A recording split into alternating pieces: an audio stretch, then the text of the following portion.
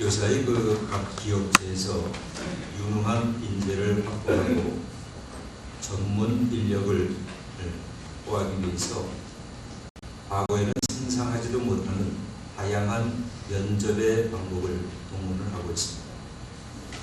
혹시 여러분들 들어보시는지 모르겠습니다만 수습관 면접이라고 하는 것이 있습니다. 축구 면접, 수영 면접, 마라톤 면접, 스트레스 압박 면접, 커튼 면접, 이런 다양한 면접의 내용들이 있습니다. 기업체들은 신입사원 선발에 수천 명의 지원자들이 몰려들면서 우수한 인재를 가려내기 위해서 기발한 방법으로 좋은 인재를 뽑고 있는 과정을 보게 됩니다. 지난 16일 날 우리 은행이라고 하는 곳에 면접 시험장에서 입사 희망자 800여 명 가운데에 서류 전형을 통과한 200여 명의 남자, 여자 구직자가 모였습니다. 제한 시간은 15분 동안이었는데요. 자신의 꿈을 담은 예술 작품을 만들라는 문제가 주어졌습니다. 이 면접이 바로 수습관 면접입니다. 표현의 도구는 색색깔의 수습관과 색종이, 그리고 가위, 풀, 그리고 150평 남짓한 면접장은 늦가을 찬바람이 무색할 정도로 붓고 달아올랐다고 합니다. 여기서 지원자인 어떤 사람이 이런 얘기를 했어요. 면접관들이 단순히 질의응답식으로 평가하는 것이 아니라 개인별 특성을 충분히 파악한 뒤에 직원을 뽑는 것 같아서 참 참신했다라고 말을 했습니다. 그리고 그 은행의 인사팀장이 또 이런 얘기를 했어요. 은행에서 공부를 잘하는 모범생만 선호한다라고 하는 것은 옛말이다. 이제는 글로벌 시대이기 때문에 순발력과 창의력이 넘치는 독특한 인재가 절실히 필요하기 때문에 이러한 방법을 택한다라고 그렇게 얘기합니다. 그리고 산업은행은 어떤 면접을 했느냐면 축구 면접을 했습니다. 지원자 160명이 두 팀으로 나누어서 불꽃 튀는 경기를 벌였습니다. 여기에서 그 인력개발부에 속해 있는 팀장은 이런 얘기를 했습니다. 은행은 영업력과 팀워크가 중요하기 때문에 지원자들의 근성과 그리고 협동성을 가장 잘 파악할 수 있는 경기가 바로 이 축구 경기이기 때문에 이 방법을 선택했다고 하는 것입니다. 그리고 재밌는 게 스트레스 압박 면접 방법이 있습니다. 이것은 뭐냐면 LG 기업체에서 이번에 새로 도입한 것인데요. 면접관들은 응시생들에게 이런 질문을 합니다. 김아무개님, 전 세계 피아노가 몇 개나 있는 줄 아십니까? 그럼 뭐라고 대답하겠어요? 그 다음에 바다에서 조난 시에 가장 필요한 것이 뭔지 아십니까?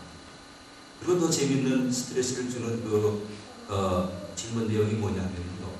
전국에 있는 매몰 뚜껑이 몇 개입니까? 그걸 물어보는 거예요. 이렇게 황당무계한 그런 질문을 함으로 해서 상대방의 얼굴 표정을 살피는 거예요. 그래서 그런 황당무계한 질문을 받았을 때에 그 면접생들의 얼굴 표정과 그것을 어떻게 참아내고 어떻게 인내하고 어떻게 그것을 효과적으로 대답하는가라고 하는 그런 과정을 살피면서 거기에서 사람을 뽑는 것입니다. 이런 과정이 요즘도 그곳에서 펼쳐지고 있습니다. 그리고 또 어떤 면접 테스트는 수영장 면접 테스트가 있었다고 합니다. 뭐냐면 항공사 여승무원 시험에 수영 테스트가 등장했다는 거예요. 그래서 아시아나 여승무원을 뽑는데 가까운 수영장에 데리고 가서 응시생들이 수영을 할 줄 아느냐 모르느냐 이것을 또 선택을 했다는 것입니다.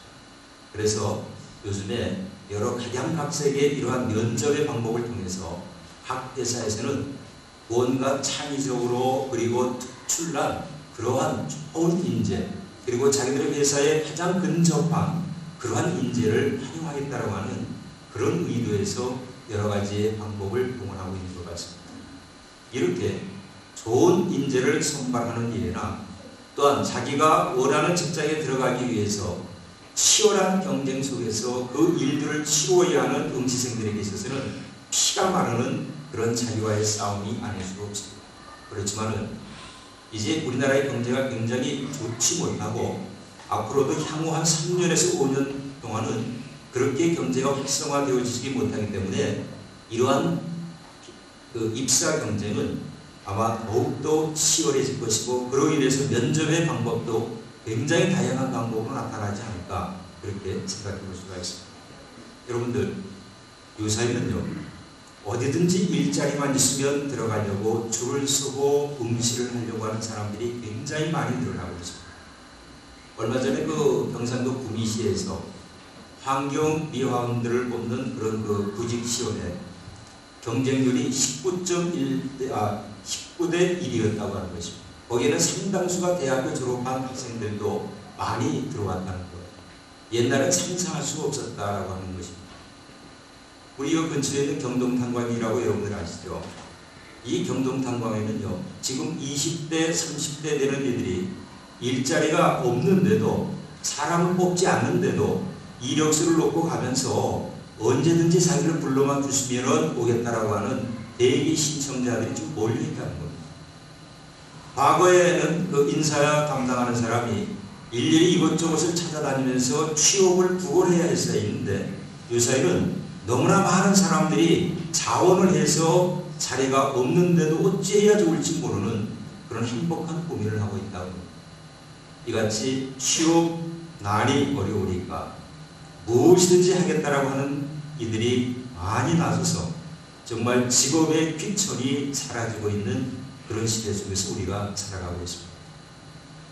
대한민국 서울 종로 한복판에는요, 3부자가 환경미화원으로 일을 하고 있습니다. 아버지가 환경미화원이요, 또한 대졸 출신인 두 아들이 환경미화원으로 일을 하고 있습니다. 그네들은 오히려 그 일들이 자기들에게는 천직처럼 여겨진다고 하는 거예요. 자, 여러분, 무엇이든지 자신이 하고 싶어하는 일은, 그것이 어떠한 일이든지 누가 뭐라든지 내가 하고 있는 그 일에 자부심과 긍지가 있으면 그 어느 누구도 부러워할 이유가 없다고 하는 사실입니다. 그리고 여기에 하나님에게 고마운 마음으로, 감사한 마음으로 사는 사람이라고 하면 바로 그러한 사람이 자기의 삶의 자리에서 복 있는 사람이요, 또한 복 받는 사람이라고 우리가 생각해 볼 수가 있습니다. 여러분, 오늘은 복에 관한 이야기를 좀 해드리려고 합니다. 우리는 복에 대한 개념을 너무 높은 물질적 가치로 평가를 하고 있습니다. 마치 복권에 당첨되듯이 어느 날 갑자기 돈이 굴러오고 어느 날 갑자기 내 지위가 높아지고 출세를 한다든가, 삶의 질이 향상이 된다든가, 남들이 물질적인 풍요로움이 주어진다든가 하면은 그 사람은 굉장히 복받는 사람처럼, 복을 받은 사람처럼 취급을 하고 있는 경우들을 많이 볼 수가 있습니다. 여러분, 하나님이 주시는 복이라고 하는 것은요, 딱히 물질적인 풍요로움 그 자체가 바로 우리의 큰 복이 되어질 수는 없다라고 하는 것을 우리는 깊이 판단을 해야 할 것이다. 우리 한국 기독교 신학의 두드러진 현상을 뽑는다 그러면 우리 믿음의 사람들이 복에 대한 지나친 관심도가 높다고 하는 데 있습니다. 사람은 누구나 물질적인 풍요를 누리고 행복하게 살기를 원하는 것은 본능적인 욕구이면 틀림이 없습니다. 그런데 영원한 하늘나라의 소망을 가지고 육체의 본능적 욕구를 절제하면서 살아야 할 우리 그리스도인들에게 그와는 정반대의 현상이 나타나고 있다고 하는 사실입니다.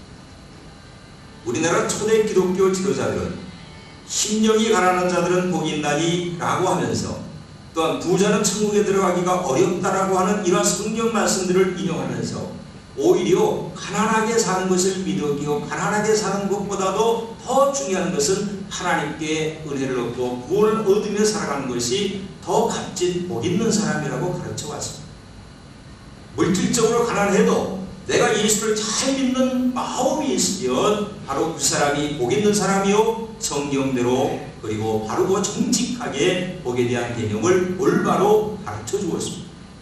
그런데 소위 경제개발의 그 틈을 타서 60년대, 70년대, 80년대 한국교회가 성장하는 그런 과정 속에서 보면 성령운동이라고 하는 새로운 형태가 나타나게 되고, 그러한 신앙운동이 파열되면서부터 이 지도자들의 의식이 변하게 되기 시작했습니다. 그 결과로 어떠한 풍토가 일어났는가 하면요, 돈을 잘 벌어서 부자로 잘 사는 신자만이 복을 받은 신자이고, 그와는 반대로 경제적으로 어렵게 사는 사람을 가리켜서는 오히려 하나님께 복을 받지 못한 저주받은 사람이라고 잘못 가르쳐 왔다고 하는 사실. 이렇게 하나님의 거룩하신 그 복의 개념을 기복적인 것으로 변질시켜버리고 미신화해버렸다고 하는 사실. 그래서 무당이 굿하듯이 변질된 부회를 통해서 복받아라고 하면서 신앙인들을 잘못 가르치고 잘못된 길로 인도해왔습니다. 마치 헌금 봉투와 축복 기도가 서로 거래가 되어지는 그런 기이한 현상까지도 유행되고 말았다고 하는 사실. 이러한 터무니없는 신앙의 형태들이 60년대, 70년대, 80년대 이후에 산업화 과정에서 이 경제 발전과 더불어서 아무런 부담 없이 누구에게든지 그것들이 잘 받아들이고 있었다고 하는데 더 큰 문제가 기인되어지고 있습니다. 그렇기 때문에 그러한 어떤 기복신앙의 관념이 오늘날에도 지금까지도 많은 한국 기독교 신자들의 머릿속에 완전히 고정화되어지고 있다고 하는 것이 엄청난 변화의 물결 속에서 반드시 그 고정관념을 깨야 한다고 하는 그런 문제에 우리가 봉착하고 있습니다. 그래서 삼박자 축복론이라고 하는 그런 귀한 신학적 사상도 나오게 되어졌다고 하는 것을 우리는 생각해보지 않을 수가 없습니다. 이런 점에서 우리가 이것을 알아야 됩니다. 과연 성경에서 가르쳐주고 있는 복이라고 하는 것은 도대체 무엇인가? 그것을 우리가 생각해봐야 합니다. 대개 그 동양인들은 복이라고 하는 말을 동양적 관점으로 혹은 또 운명론적인 측면에서 이해를 하고 있는 경우들을 보게 됩니다. 특히 동양인들이 잘 사용하고 있는 운수라고 하는 말, 행운이라고 하는 말, 이러한 용어들이 모두 복이라고 하는 관념을 부여해서 사용하고 있다고 하는 것을 우리는 주의 있게 봐야 합니다. 뿐만 아니라 이 복을 인과 응보의 관념을 가지고 이해하려고 하는 측면도 있습니다. 그것은 복을 인간의 그 자신의 선한 행위의 공덕에 대한 어떤 보상물로 보게 되는 경우가 있습니다.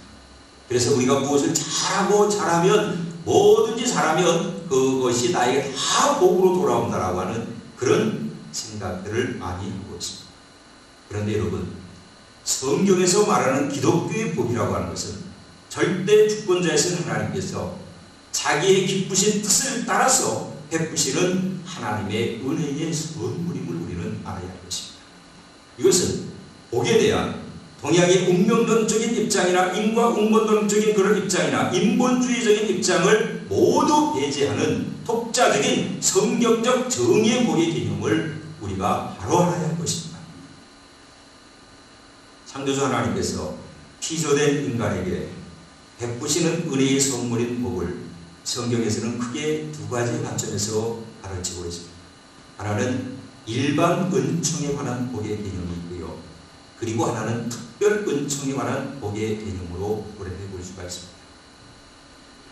일반 은총이라고 하는 것은 뭔가하면 복이라고 하는 것은 하나님이 주신 복이라고 하는 것은 하나님이 택한 사람이나 택하지 않은 사람이나 또한 믿는 사람이나 믿지 않는 사람이나 선한 사람이나 선하지 못한 사람이나 모두에게 구별 없이 하나님의 뜻을 베푸시는 그것이 바로 일반적 은총이라고 하는 것입니다. 그리고 이것은 어디까지나 현세적이고 일반적인 것이기 때문에 현세에서 부귀와 영화를 누리는 것이 아니라 불신자들도 함께 이와 같은 것들을 누릴 수 있다고 하는 것입니다. 그래서 이러한 은총을 하나님이 베푸시는 이유가 있는데 그것은 뭐냐면 하나님이 세상을 사랑하기 때문에 그렇다고 하는 것입니다. 이러한 하나님의 은총의 복을 받고 하나님을 알고 하나님을 믿게 하고 그 다음 단계인 특별 은총의 과정으로 넘어가게 되어지는 것입니다. 그래서 에레미야 선지자가 하나님 앞에 잠시 이런 불평을 했습니다. 악한 자의 길이 형통하고 패역한 자가 다 안락하게 사는 것을 보고 여호와께서 이게 하나님 이게 도대체 무슨 일입니까? 왜 약한 자가 형통해야 되고 패역한 자가 왜 안락하게 잘 그네들이 살아야 하는 것입니까? 라고 하나님 앞에 질문한 적이 있습니다. 여러분 잘 아시는 철학자 니체도 말입니다. 악한 사람들이 세상에서 망하지 않고 오히려 악한 사람들이 더 잘 되는 그런 모습을 보고 하나님의 존재를 의심했던 나머지 하나님이 죽었다라고 선언을 했던 것이 바로 그러한 이유였습니다. 이러한 잘못된 생각은 하나님이 세상을 사랑하시는 그 사랑을 알지 못했기 때문이었습니다.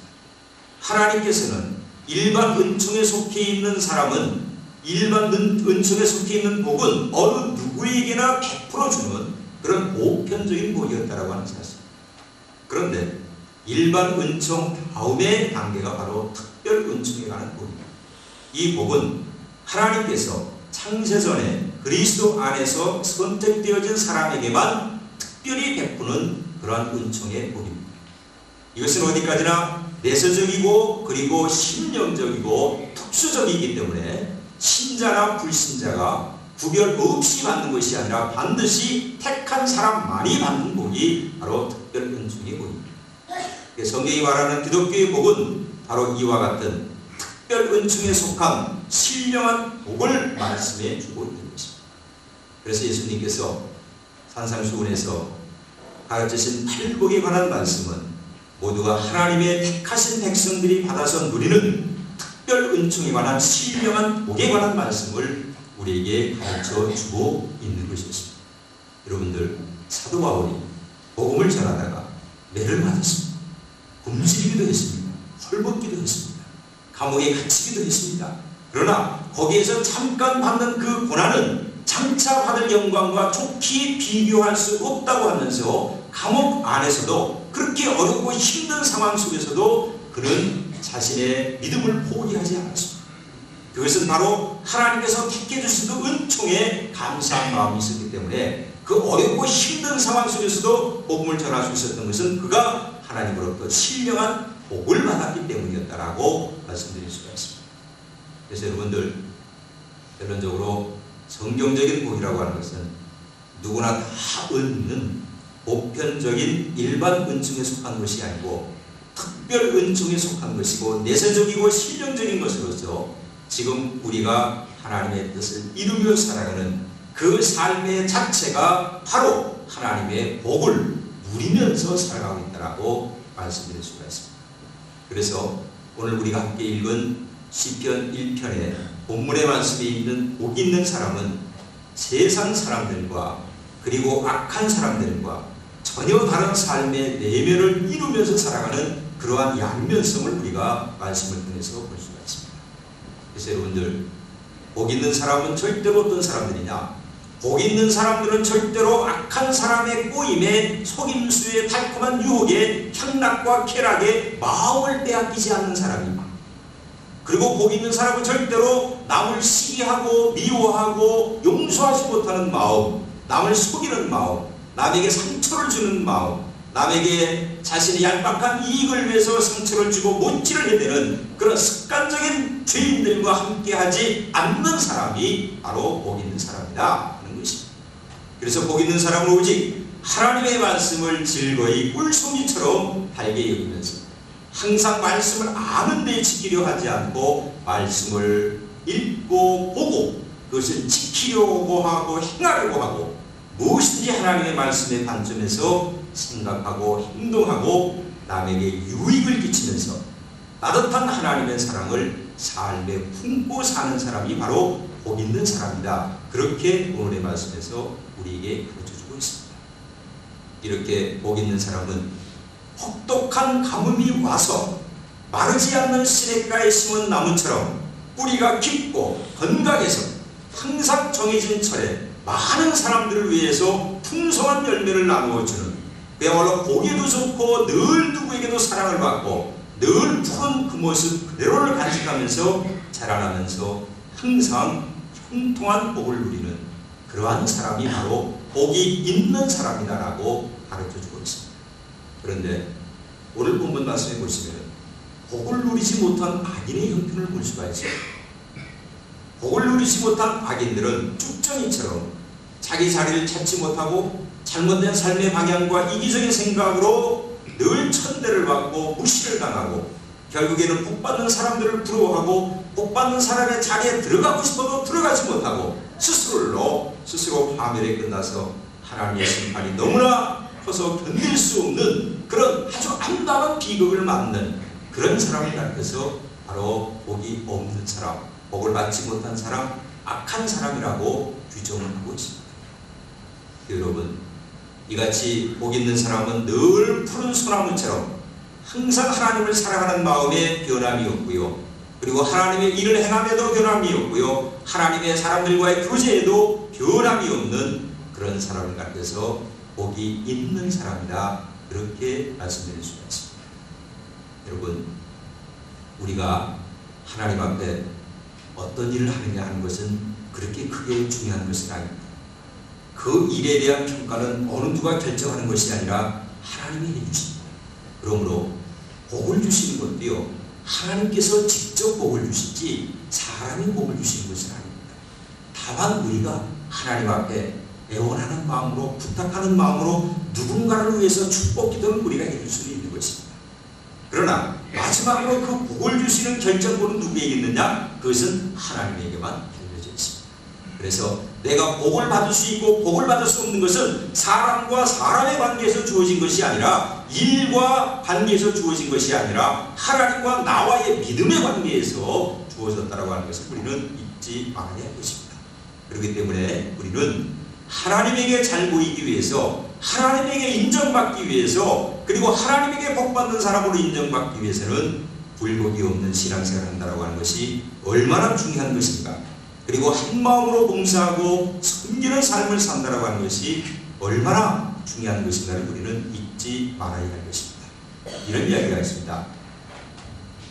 어느 젊은 피아니스트가 오랫동안 훈련을 받고 연습을 한 끝에 이제 드디어 음악계에 데뷔하는 그런 콘서트를 갖게 되었어요.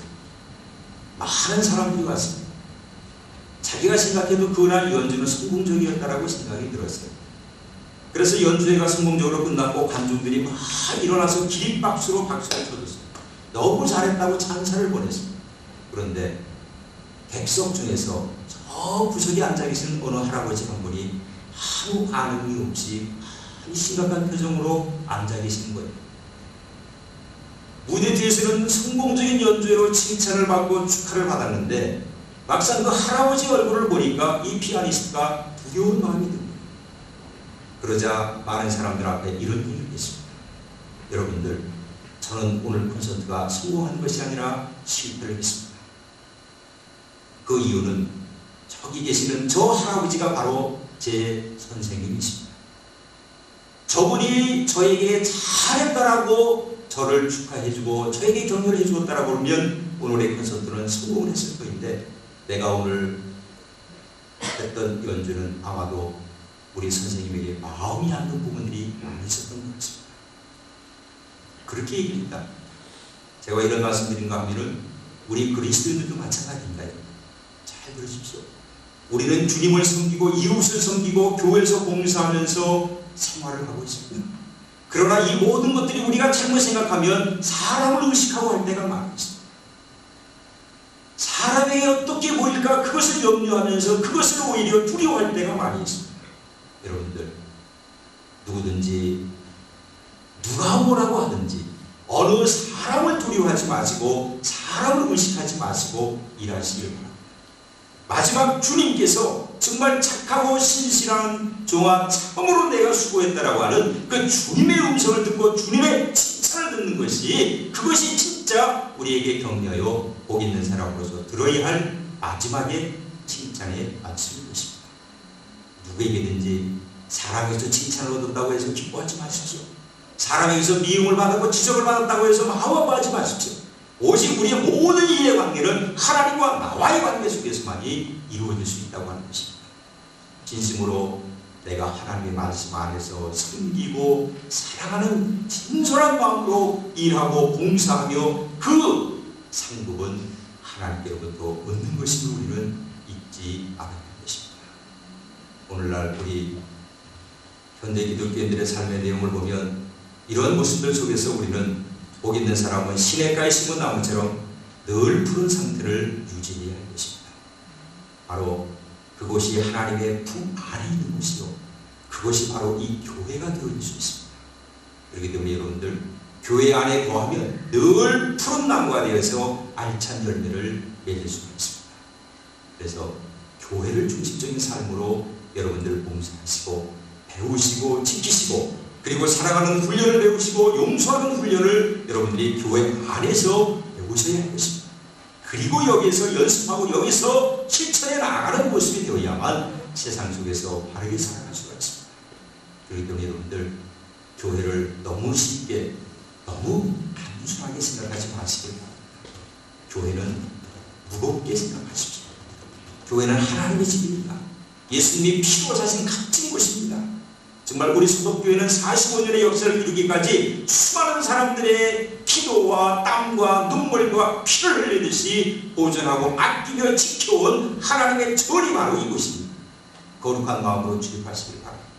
건너간 드나들듯이 아무 생각 없이, 아무 의미 없이, 목적 없이 여러분들 드나드는 그런 습관적인 생각에서 벗어나시기를 바랍니다. 하나님께서는 우리 교회를 통해서 우리에게 은총의 선물을 주시고, 우리에게 복을 주시고 평강을 주시고 영원히 구하시는 영생의 선물을 우리에게 안겨 주십니다. 어디에도 이만한 복을 받을 만한 곳이 없습니다. 어디에도 이만한 은총과 사랑을 주는 곳이 없습니다. 어디에도 우리의 삶을 지켜주고 경복해 줄 만한 곳은 없습니다. 오직 교회뿐입니다. 이곳이 바로 시내가요, 우리는 그 옆에 있는 건강한 나무 한 그루 한 그루가 되어져야 할 것입니다. 그 건강한 나무가 바로 우리 소독 가족들이 되었으면 좋겠습니다.